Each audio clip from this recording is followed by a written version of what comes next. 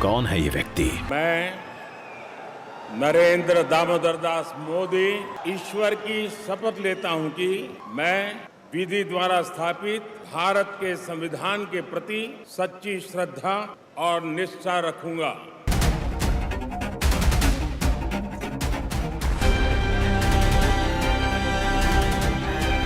नमस्कार दोस्तों, स्वागत करता हूं अपने YouTube चैनल रियल तरुण पे। दोस्तों, आज की वीडियो में बनाने जा रहा हूं हमारे माननीय प्रधानमंत्री श्री नरेंद्र मोदी के ऊपर।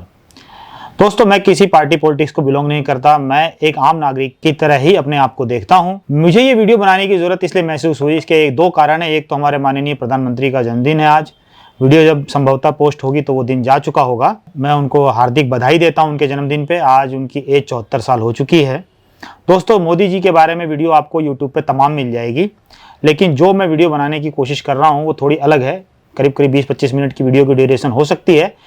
मुझे मोदी जी के साथ एक इंटरेक्शन करने का मौका मिला सन 1999 के आसपास की ये बात है। तो मैं मोदी जी के बारे में जो कुछ भी इस वीडियो में बताने जा रहा हूँ ये आधारित है मेरा और उनका जीवन जो साथ चला। एज ए नागरिक मैं बता रहा हूँ, हालांकि मैं ये नहीं कह रहा कि मैं उनसे मिलता हूँ, मैं उनसे मिला हूँ या मेरी उनकी कोई जान पहचान है, वो सब बात नहीं है।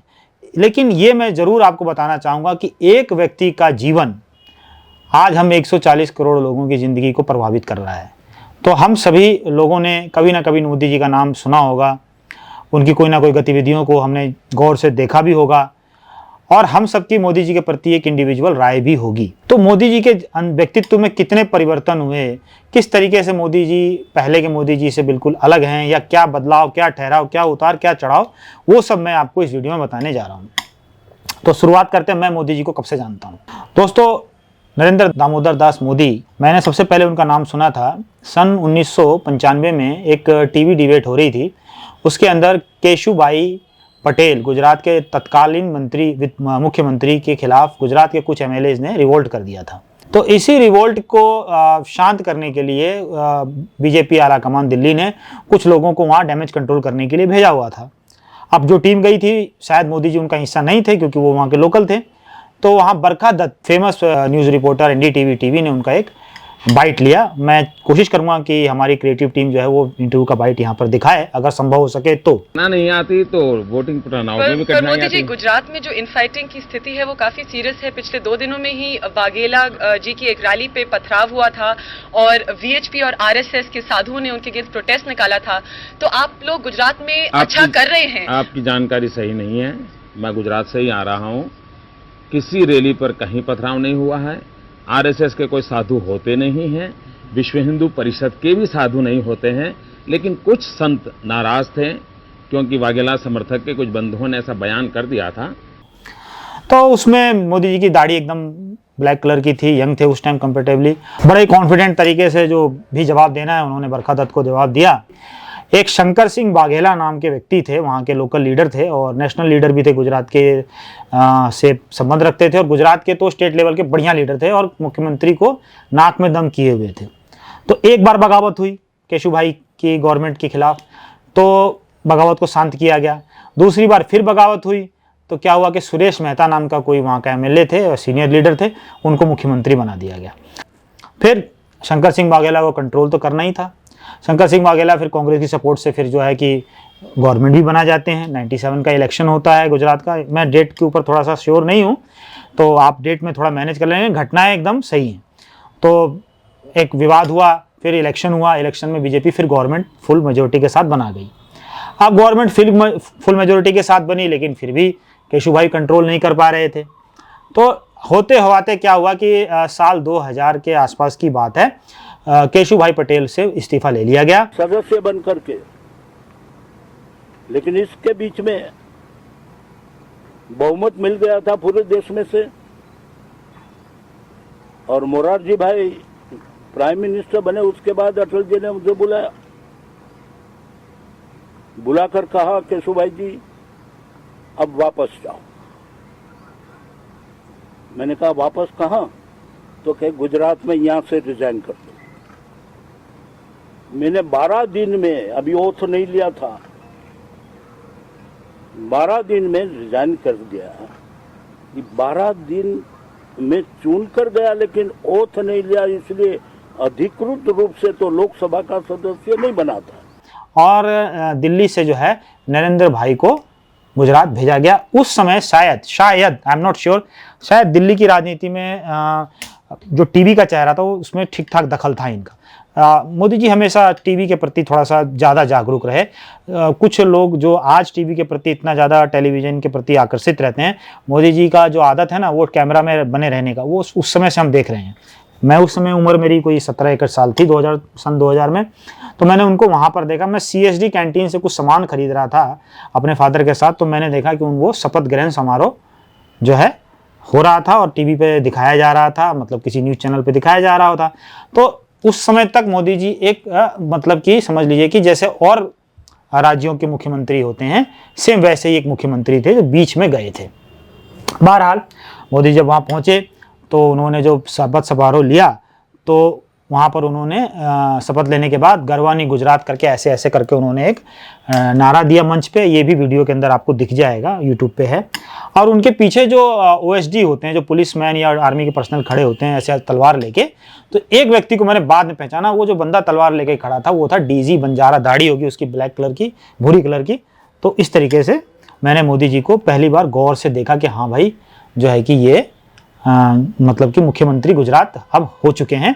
नाउ ही इज, मतलब इनके अंदर कुछ है, ही इज नाउ कुछ मतलब प्लस पॉइंट है इनके अंदर। यहाँ से उनकी जर्नी शुरू हुई। अब आ गया मेरी जर्नी का टाइम, तो फिर मैं छोटी मोटी जॉब करने लगा।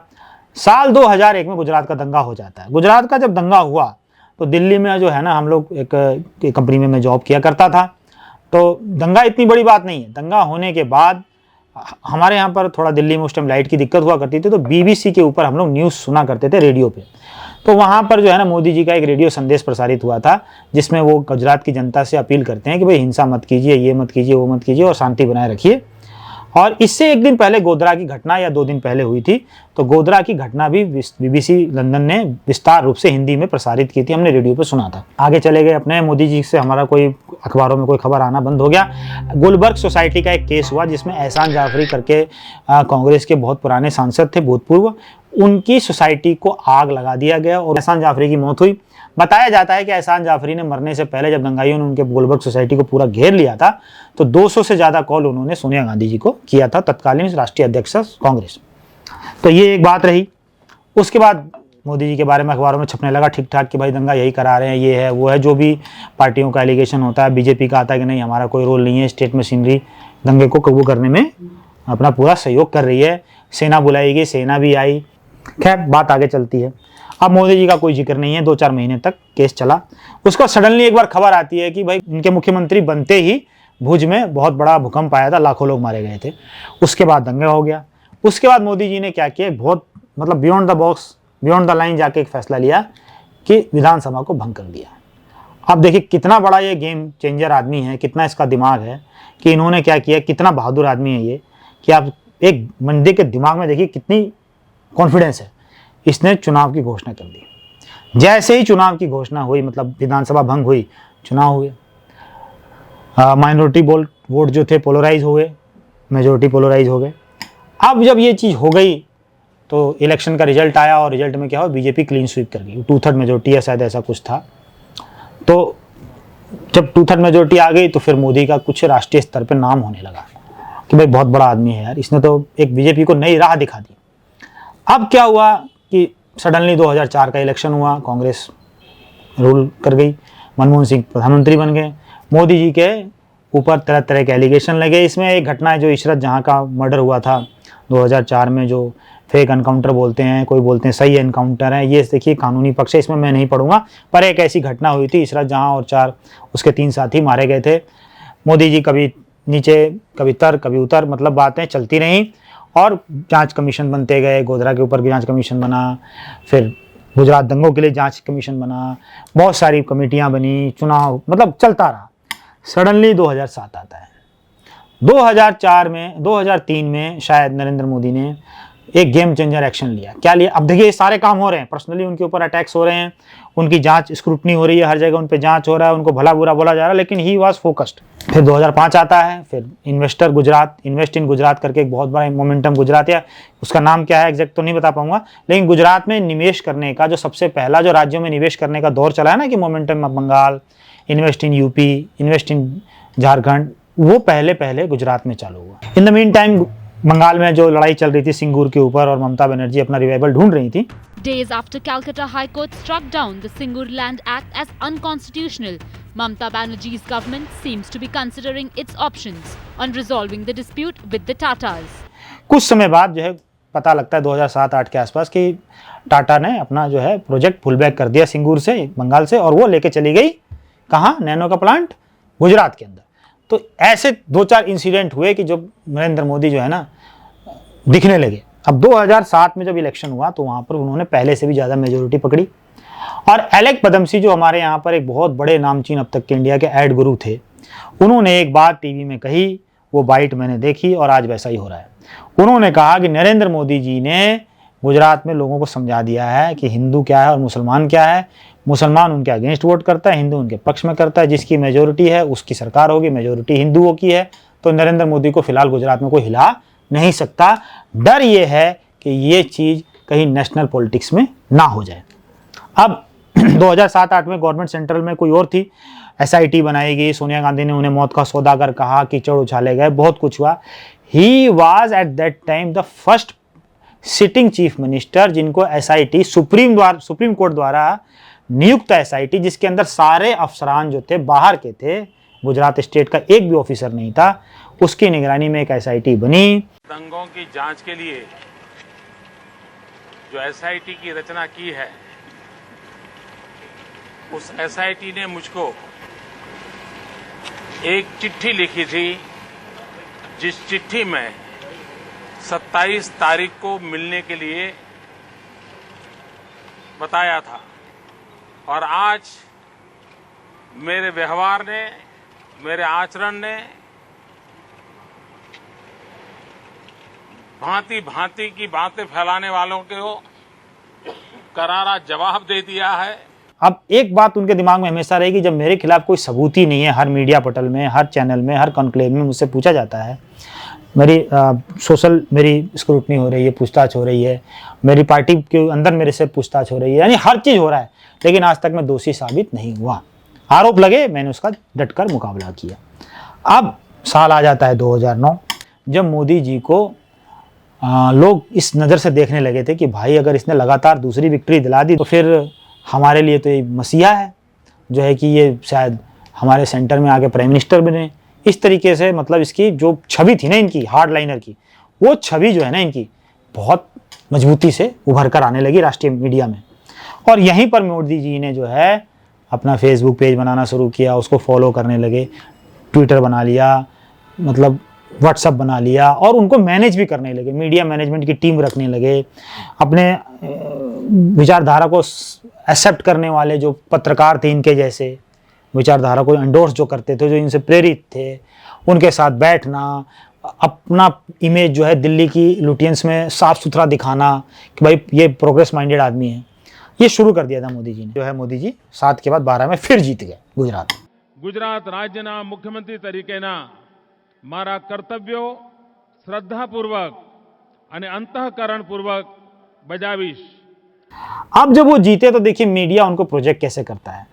मोदी जी 2007 में जीते तो उन्होंने गुजराती में भाषण दिया। જેમના માર્ગદર્શનમાં ગુજરાતે આ વિજય પ્રાપ્ત કર્યો છે। 2 में जीते तो उन्होंने विजय भाषण गुजराती में दिया।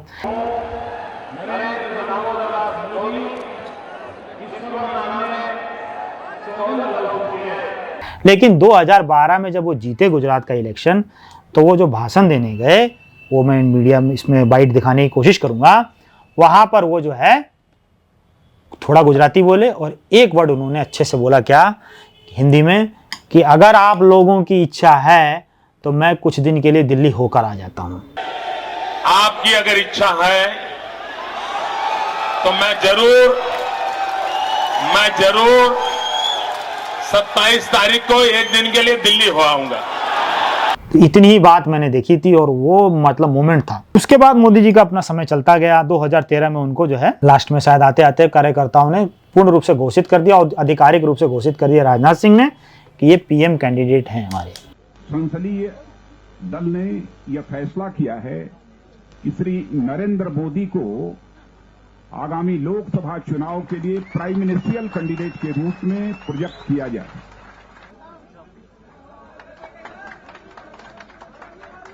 सुशील मोदी ने एक बार बाइट दी थी न्यूज़ में कि भाई ये गलत है, इस तरीके से हम किसी व्यक्ति को पार्टी हाईजैक करने के लिए नहीं दे सकते। मोदी जी के खिलाफ उन्होंने बाइट दी थी। मामला चलता रहा, 2014 का इलेक्शन आया, वो जीते। कुछ काम करने का तरीका उनका बहुत ही एग्रेसिव था। मेरे पास 300 कमल दीजिए, इनाम में मुझे 300 कमल दीजिए, आशीर्वाद में मुझे 300 कमल दिए, 300 सीट दीजिए। बीजेपी को 282 सीट आई। अगली बार 2019 का इलेक्शन हुआ, वहाँ उन्होंने बोला कि भाई मुझे 300 सीट चाहिए, 350 चाहिए, उनको मिल गई 303। इस बार उन्होंने बोला यार 2 बार तो मेरी बात सच हो रही है, 400 चाहिए, 400 चाहिए, सीट कम आ गई। तो थोड़ा मोदी जी का कॉन्फिडेंस लूज हुआ है, मुझे दिखने में आता है, क्योंकि अब तक वो 4 नए मतलब लॉज लाए थे, जिसको वो जैसे वक्फ बोर्ड का कानून लेकर आए संसद के पटल में, नहीं ला पाए, जेपीसी के पास भेज दिए। उसके बाद शायद 2-3 कानून और थे, लेकर आए, नहीं बन पाए। उतना जोश तो नहीं दिखा रहे हैं अब इस बार, लेकिन देखते हैं, क्योंकि कुछ तो अलग है इस बंदे में। और मेरी मेमोरी लाइन के साथ जिस तरीके से मैं मोदी जी को देखते आ रहा हूँ, मैं उनका बहुत बड़ा फ़ैन हूँ। लेकिन मेरी एक पॉलिटिकल ओपिनियन हो सकती है, लेकिन वो ओपिनियन मैं अपने व्यूवर्स के ऊपर नहीं थोप रहा हूँ। मैंने मोदी जी को जैसे देखा, जैसे उनकी जर्नी देखी, वो पूरी मैंने जो है ना जर्नी को इस वीडियो में दिखाने की कोशिश की है। अब ये आप लोगों की मर्जी है कि आप मोदी जी को किस रूप में देखते हैं। ऐसे ही एक वीडियो मैं राहुल जी के ऊपर भी लेकर आऊँगा। धन्यवाद।